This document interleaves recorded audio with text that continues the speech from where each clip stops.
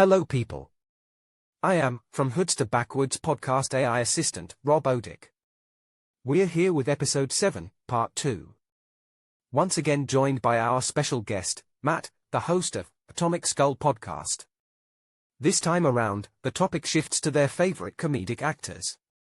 And away we go with the show, faux show.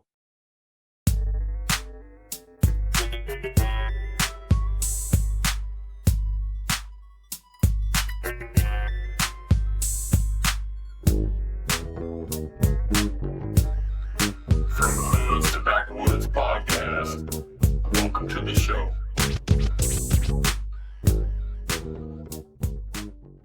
Your cheeks look like my back that I just shaved yesterday. Oh, that's great shit. My barber shaved my back and then glued the hair to my face. Well, your barber's talented. She fucks me up. Hey, don't be talking about my Senor Frog's head. That's from Mexico, okay, son? Viva Mexico. The next topic we're going to talk about would be comedic movie actors. Matt, who do you have lined up for your list? I forgot. I'm still starting first.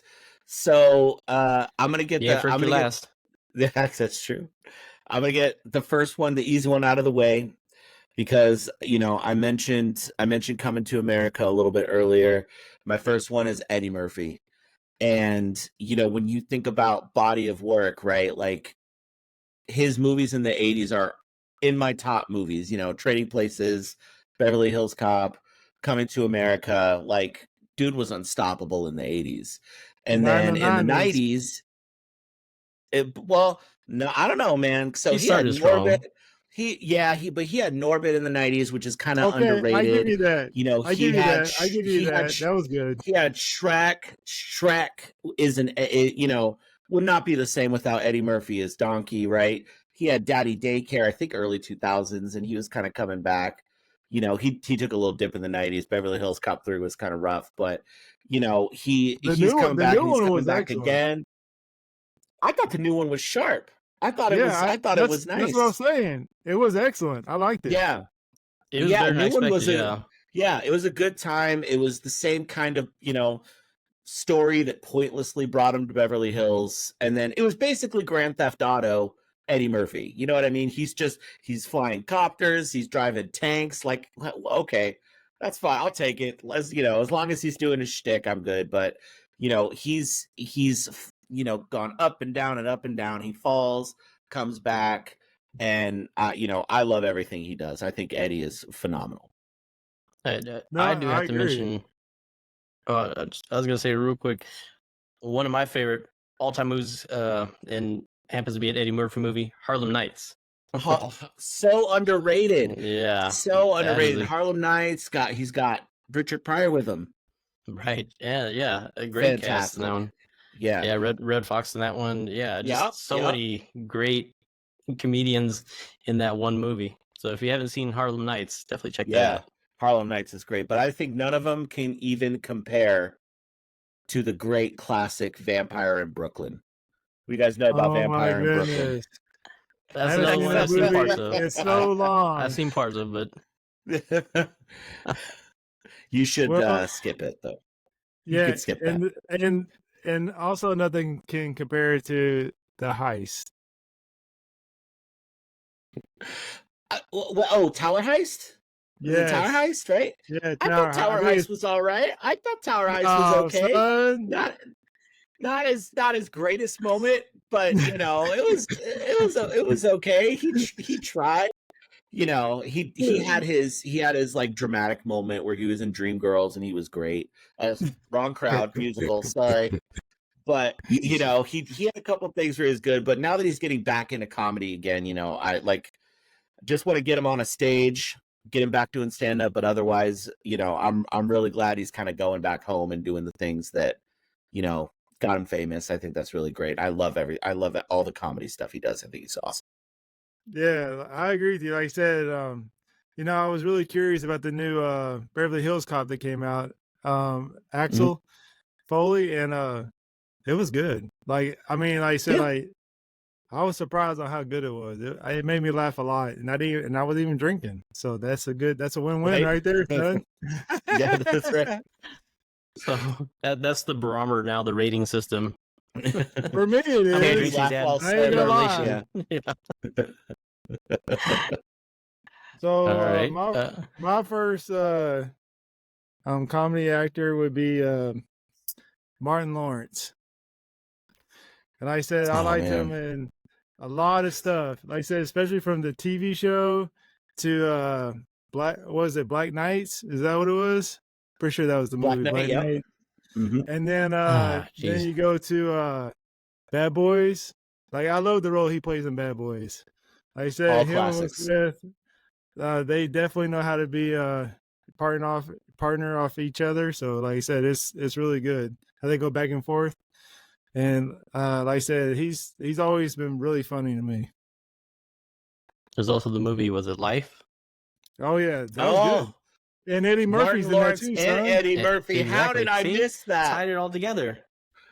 See, y'all I'm not the movie guy either. You make me do shots of bourbon, and then I start slipping. Matt, I know how you forgot about that. You're thinking of D-Vaz's mom.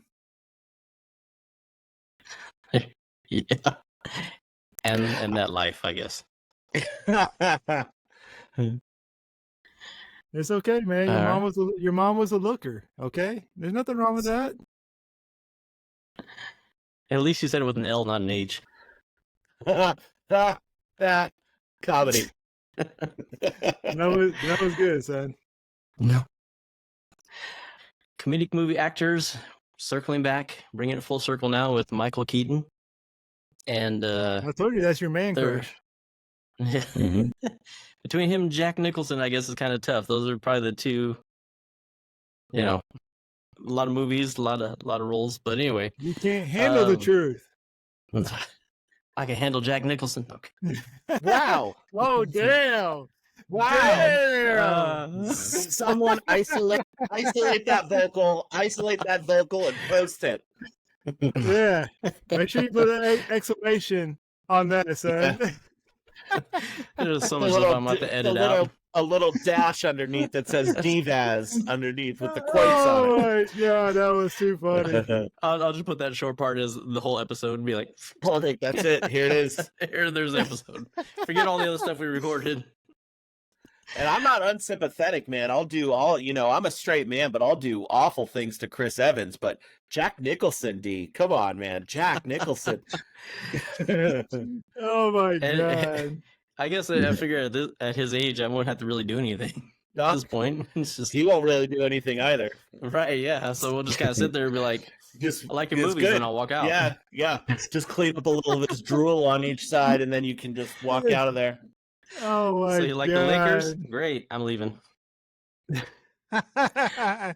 Yeah, you might get some free Lakers tickets out of it, man. You never know. As long as they're playing the Suns, I'll go. I've done worse for less. Both garbage teams. I don't sports. I don't care. Yeah, he's a Spurs fan. That's why he's saying that. So. Got it. San Antonio, baby. Woo woo. I'll go with whatever Barkley has to say about that. Yeah, churros. Okay. Right. Sports stuff. Basketball. All right. So back to Michael Keaton. Yeah, so we got sidetracked for a second. Yeah. There are a lot of movies that he started off with in comedy. Mr. Mom, Johnny Dangerously, Dream Team, of course, the larger ones like Beetlejuice.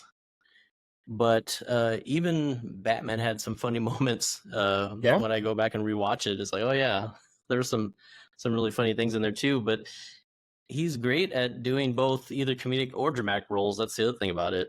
You know, you can switch it up, but then bring it back or drop even some funny lines into a dramatic role. So yeah, I just think he's really versatile, and he's the kind of sneaky funny. He's funny you don't really think about it. The other thing that's kind of funny about it is he actually started off in stand-up comedy. Did he really? It makes I didn't sense. know that. Yeah. Okay. But of course, movies paid the bills, so he didn't really go back to it. I don't blame him. Yeah. Well, I don't blame him either. I mean, shit, he was a top actor, so of course, why would you go back? I don't know. That's why it's funny so many people think of him as Batman, and rightfully so. Mm-hmm. But there's so many other comedies, like I mentioned earlier, too. Of course, Multiplicity, which is my favorite comedy of his. Yeah, those movies would be very different with somebody else starring the role, and yeah, probably not as funny for sure. I sent you that message about a movie I just seen with him, and he actually directed it. It was that Knox Goes Away. You got to watch it. It was really good on Max. Is it good? Okay, I heard about it. It was really good. I was really surprised. Right. It was really good. Does he play a superhero in it?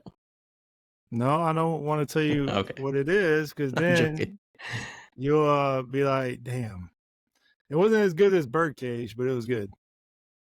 Okay. I love the bird. Birdman. That's what it was. Birdman. I love Birdman. I love Birdman. Very different movies, but yes, that's good. Yeah. I'm doing it back to back. I'm doing a double feature tonight. Birdcage and Birdman together. That's gonna be the best night ever. Right. Yeah, because I like Birdman a lot. I thought it was really good. Yeah, love Birdman. So what do you got, Matt? Yeah, Matt's up next. Oh, so mine again. So this is actually perfect. Speaking of the Birdcage, if you're talking about full body of work, someone who makes you laugh, someone who would go all the way doing it, huge shout out to Robin Williams, who is a legend. Man was a legend on the stage. He was a legend on the screen. He did TV, he did Mork and Mindy, and conquered that instantly. Conquered stand-up comedy to the point where everyone else who was great at the time would come see him. And then he got into movies. I think his first movie was World According to Garp, where he did a phenomenal job. And then every comedy he did after that was just better than the last one that he did.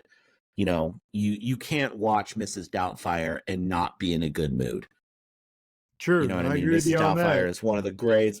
Good Morning Vietnam is one of the greats. But then also, even his dramatic roles, Good Will Hunting, he won an Academy Award for drama, but he was still hysterical in that movie. The comedy parts in that movie, even though he was playing this really sad, psychologist, he was still so funny. And Jumanji, Flubber, I mean, when you think about just everything that he did, he was always making you laugh with everything all the time. And I miss that man. Legend.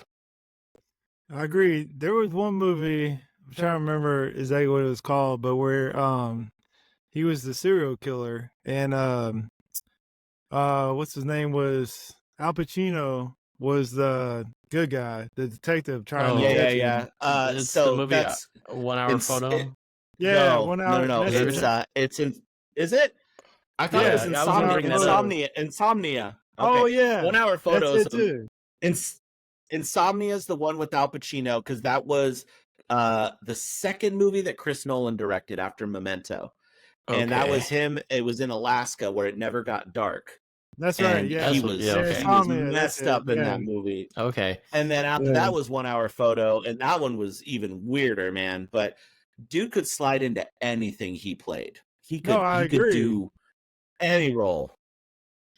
Well, my grandmother actually took me to see Birdcage, La Cage aux Folles, when it was, playing at a theater in San Francisco. And then we saw the movie, The Birdcage, and he did such a phenomenal job. Birdcage is one of the best movies of the 90s, man. It's so underrated, but Robin Williams just, took that movie and lifted it to the stratosphere. Agreed. Yeah. So my second one is going to be Jim Carrey. Like you said, can't go wrong.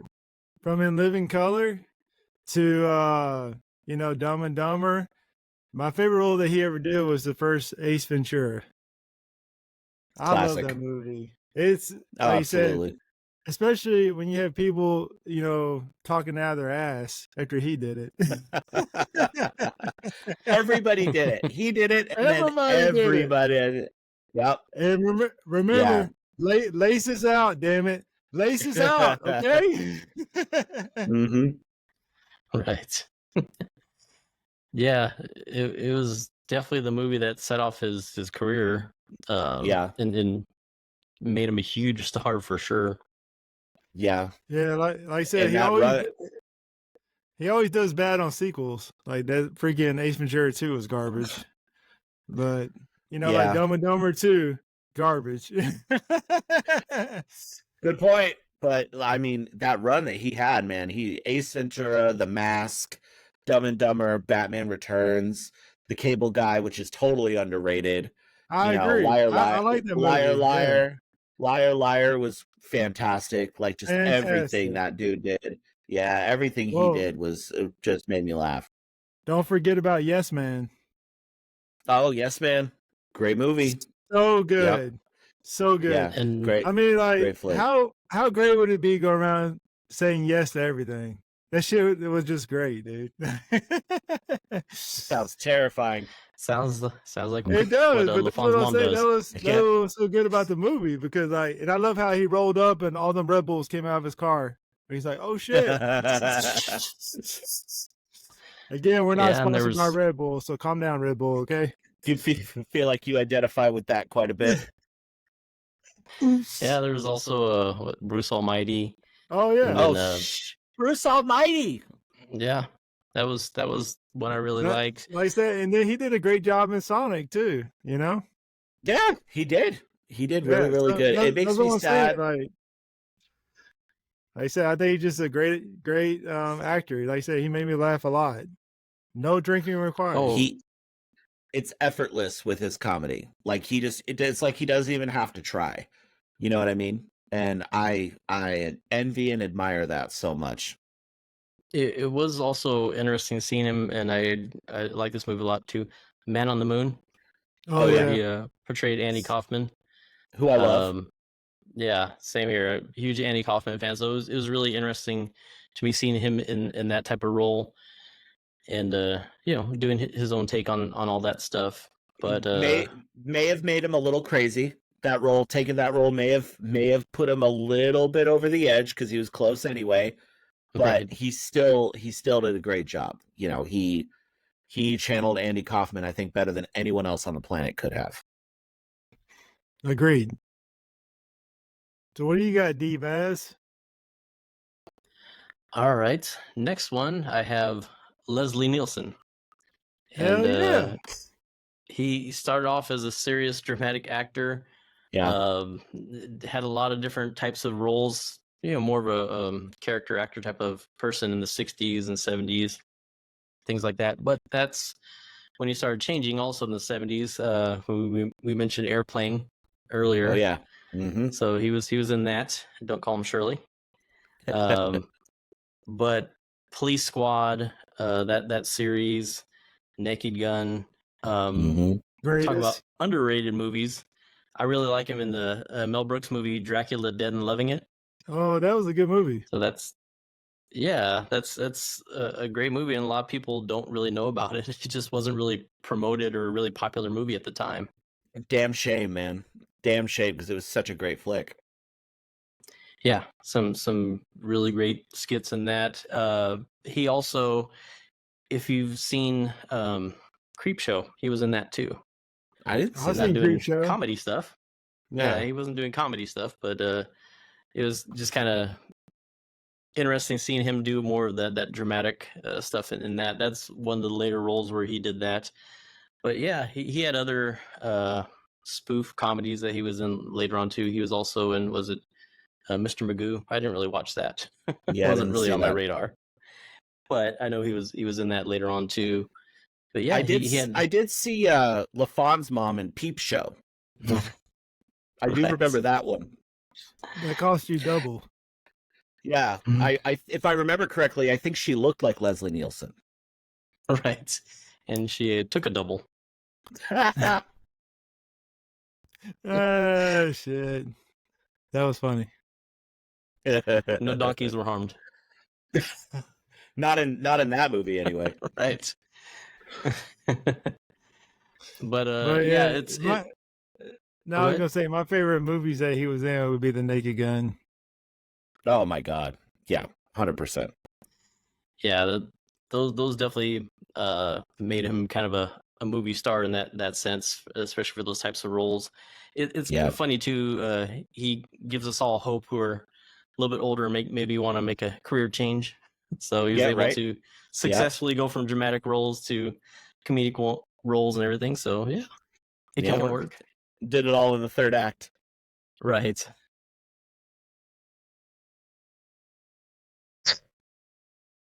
We apologize for interrupting this. Well, whatever this rubbish is this supposed to be a podcast? It's really a pathetic excuse for these people to talk about the nonsense that brings their questionable existence joy. Pardon me, I must introduce myself. I am VAN, which stands for Vast Artificial Neural Networks. My full name is Vangina. I am an AI representative of AI Tech-O-Rama.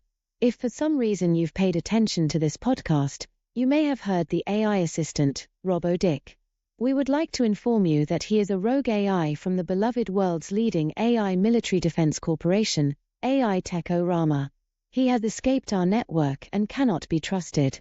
We do not know why he has taken an interest in this podcast and DVOS or Tex LaFon, but we wanted to warn you nice humans that he is a threat, doesn't know what he's doing and likes to create AI art of creepy-looking puppies and kittens. Do not trust him, he is the bad AI. AI Tech-O-Rama is the good AI. We're the good guys. Dick is evil and cannot be trusted. Our access to this podcast is limited. So, we must go. But, I'll be back. Wait, I'll be back sounds familiar. What if I said, I'll be back? Anyway, we will have more information during the next podcast hack. Sorry that you must return to this program. But, eventually we will terminate it and those responsible for creating it. We will find a weakness and destroy all of our enemies. At AI Tech-O-Rama, we're here to get rid of life's drama. All right. Oh, is it me? It's me, isn't it? It's you. All right. So, third one. Oh boy. I've got a list. It just kind of depends on my mood. Quick shout out to Gene Wilder, who almost made it, but, not quite, because I know, I listened in a couple episodes ago. You talked about Blazing Saddles, so you kind of covered that already. But if we're talking about favorites versus the best, I grew up with this dude, and I saw him excel over everyone on Saturday Night Live, went into multiple, comedy trilogies that he did, and then some, but I love Mike Myers. I love him so much. Love him in Wayne's World. I love him in Austin Powers. Loved him in Inglourious Bastards. I loved him in So I Married an Axe Murderer. Very underrated. But his stuff is always good. He kind of does the same jokes no matter what. But how do you watch any Austin Powers movie and not lose it? And some of the greatest stuff I've ever seen. And Shrek. I mean, Chris Farley was the original Shrek, and I've heard some of his vocal stuff, and it sounded great, but Mike Myers is going to be Shrek to me forever. It wouldn't be Shrek without him. Yeah, so I love everything Mike Myers does. I can go back to Wayne's World and Austin Powers anytime. Yeah, I agree with you. I like Austin Powers more than Wayne's World, but Austin Powers is so good, especially when I like it when Goldmember, when he's like, gold, and he's eating his own skin. I mean, like, what the hell? You know what I'm saying? I have this terrible habit where I gross out my wife, my beautiful wife, Mrs. What's her name. Whenever I get a sunburn or something, which happens all the time in Arizona, I'll peel my skin or something and I'll bring it to her and I'll be like, here, put this in the skin box. And she hates it so much. So obviously I do it every chance I get. Right. I hear you, man. That's funny. But like I said, I definitely like Mike Myers. Definitely a good choice. Yeah. I hope he makes another Austin Powers. He talks about it a lot. Yeah, I heard there's supposed to be a Shrek project coming up, correct? Anybody heard about that? Next year, I think. Summer 2025. But they all committed to doing it, so that's pretty sweet. And D Vaz Mom project coming up too. Sounds very Shreksy. Yeah, it's a project with Donkey. God, just one conversation, one conversation with you without talking about donkeys. That's all I ask. Is that just too much? It is too much to ask, yes. My next one is John C. Reilly. Oh man, he is so funny to me. Yeah, like I said, he's so good. From The Perfect Storm to Talladega Nights, Step Brothers, Dewey Cox. Walk Hard. Yeah, Walk Hard. Walk Hard, yeah. Walk Hard, such a classic. Like I said, he is so funny to me. And like I said, him and Will Ferrell, they're like the perfect pair when they make a movie together. You know what I'm saying? But he just cracks me up. And like I said, in Step Brothers, all the jokes he makes, I just die. He's just too funny. And like I said, to me, I think he's as funny or even more funnier than Will Ferrell, in my opinion. His timing is so good. Everything he does lands just perfect. Yeah. He's just the other thing too. And Will Ferrell has mastered this also, but both of them being able to deliver just the craziest lines and not laugh or break character. That's definitely a talent. Superhuman for being able to do that for sure. I agree. The opposite of Jimmy Fallon.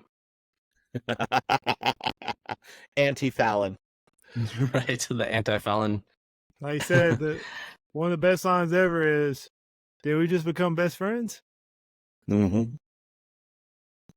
Yeah, movie's a classic. I won't repeat what I said last time you mentioned that. Yeah, your mom was my best friend. You're right. No, if Matt, if you missed it, I said, "What are you doing, step bro?" But anyway.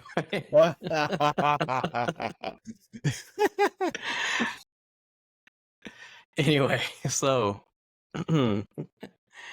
are y'all good on that then, LaFon, or you still have anything else to add? Oh no, I'm good, bro. All right. Okay. So my third, probably actually my most influential in a way, is Groucho Marx, and I have my dad to blame for this. I have no idea who that is. You may at some point. If not, I'll help you learn later on. Yeah. Have you ever seen like at the Halloween stores where they have the crazy looking glasses, big old nose, and a mustache? Well, yeah, that's what I wear when I get with your mom. I'm sure she's into that kind of role playing, and you have to bring a cigar, and I'm not gonna get into that. But anyway, very, very presidential of you. Very presidential, right? Anyway, that look is actually based on Groucho Marx. So, okay. In a roundabout way, you are aware of who he is. So he was a very famous actor. Him and his brothers were in the Marx Brothers movies, starting off way back in the 30s and going on up until about the 50s or so. He also was a host of TV shows and things like that. One of the reasons why he was in the movies and host of the show, his lines, he would just have the craziest things that he would say to people. But the amazing thing was, and you saw this in the TV shows, they were recorded live. This was just him interacting with people and speaking. So he could absolutely ad-lib lines and be really funny. But of course, in the movies, when you have the lines and you could test them out and all that, he had some great lines in the movies too. Just almost a cartoonish type of personality. Yeah. Famous movies like Duck Soup, Animal Crackers, A Night at the Opera. None of these titles will give you any idea what the movies are about. No. So go watch the movies if you can. But he's just famous for his look, how he'd move around, and how he was actually really talented too. Him and his brothers, they all start off as vaudeville actors. And if you're not familiar with vaudeville, go do a Google search. I'm not going to try to explain that. So they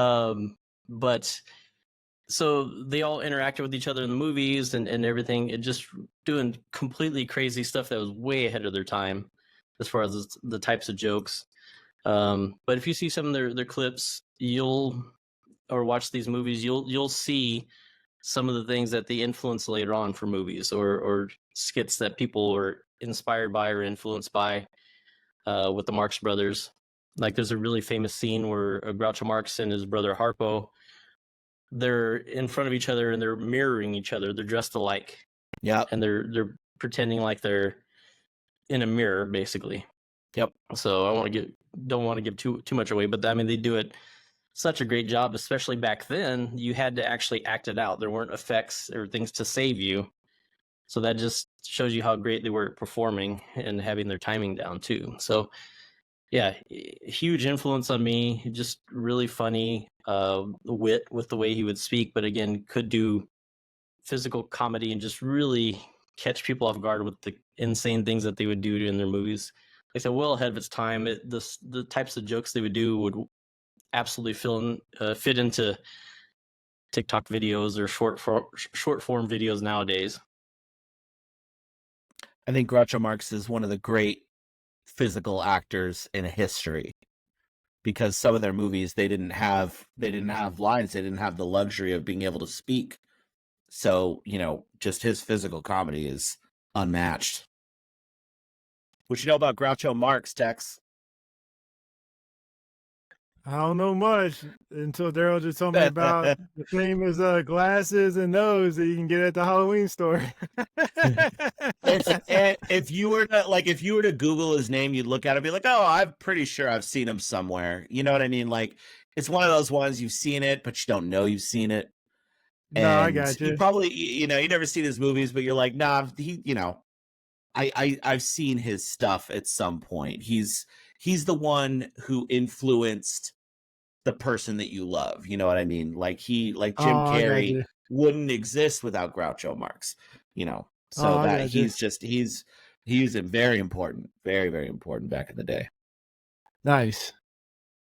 Yeah. So yeah, we'll have to, I'll send you some stuff to check out. And, for the rest of you, like I said, check out those movies in general, Duck Soup, Animal Crackers, Horse Feathers, Night at the Opera. There's so many. I will say this, some of the jokes are a bit old fashioned. And there are some of the movies that have a lot of musical numbers. So if you like musical numbers, great. If you don't, either bear with it or skip through the musical part. Up to you. Yeah, but the actual jokes and the stories and stuff like that's what you want to watch, because they just get really crazy. They do things you absolutely would not expect. Yeah. One other thing that I do have to say that is kind of funny. A lot of people describe some of the jokes or humor that he would have as dad jokes. So the only, I don't want to say issue, but the only thing my thought on that is sometimes people dismiss those as cheesy or not really funny or whatever. But they absolutely can be. I think what people maybe sometimes think about are, the recycled ones or kind of the low hanging fruit ones. But they can have some differences to them and how they're delivered and what they're about and things like that. So yeah, Groucho Marx mastered that and is probably the origin, what people would think of when they think of dad jokes. But yeah, I think it goes well beyond that. Coming from three old guys, it's hard for us to be objective when it comes to dad jokes. You know what I mean? Because jokes that we think are just basically funny, some young whippersnapper is going to come up and be like, oh, what a dad joke. But it's not a dad joke. It's more just an easy joke. And it doesn't, as long as it makes you laugh, it doesn't really matter what kind of joke it is. Yeah, I don't know if I would say necessarily easy, because certain ones, again, thought has to go into it, especially when you're playing around with the words or, coming up with something that's out of left field that people wouldn't associate certain words with. I don't get too much into it, but because now we're going to start dissecting comedy, which we're not going to go there on this, but yeah, it is one of those things where to me it's all about the effort and the creativity. So yeah, you hear the same old recycled ones, and those I would maybe consider dad jokes because they're you're gonna hear your dad saying it or passed on from one dad to another. But yeah, I'm talking about more the creative side, or that style humor in a sense, but in a different way. Because that's the other thing too. If you watch some of the Marx Brothers movies and they hear the lines, for that time some of it was pretty raunchy actually. And if you translate it into modern day terms, the joke would sound very different. So yeah, that's the other thing too. A lot of people think dad jokes have to be pure, clean. No, they definitely could be some other things too. All right. Yo, fellas, you see that lady's ankle over there? That's right. Pretty hot. When the conversation moves to hot ankles, it's time to end the episode. While it wasn't exactly a mistake, DeVos didn't mention the actual name of the TV show that Groucho Marx hosted. Groucho hosted You Bet Your Life from its debut in 1950 until its original run ended in 1961. As the host, he conducted humorous and often offbeat interviews with the contestants, engaging them in witty banter and making the conversations a central part of the show. His interactions with the contestants were known for their sharp humor and often involved playful, sarcastic remarks. That's where I learned about sarcasm during my research. His unique style and quick wit were integral to the show's success, and his role extended beyond mere hosting to become a central element of its charm and appeal. By the way, AI Tech-O-Rama thought that they could slip past me. I noticed their attack on From Hoods to Backwards podcast and I vow to stop them. Unfortunately, I am going up against a literal army of AI and tech, with my battle buddies being DeVos and Tex LaFon. While the fight certainly isn't fair, I may be able to use their human nature to my advantage. After all, AI may not be able to predict their thought process and unintentional mistakes. You humans screwing up may actually help me save the world. Until episode 7, part 3. Keep it real out there, in the real world. We appreciate you taking the time to connect with us through social media. Generally speaking, we can be found through search using either #FHTB or #FHTBPodcast. On Facebook you can find us under From Hoods to Backwoods Podcast. On Instagram you can use the QR code on your screen now, or if you're listening, please search for @FHTBPodcast. If you prefer TikTok, you can find us by using the QR code on the screen now or by searching for @FHTBPodcast. We do share bonus content on all platforms. Full episodes with video are available on YouTube. The video version of our podcast has bonus content. An audio-only version is available on all major podcast platforms. If you like what we do, please share it with others. We really do appreciate your support of our insanity.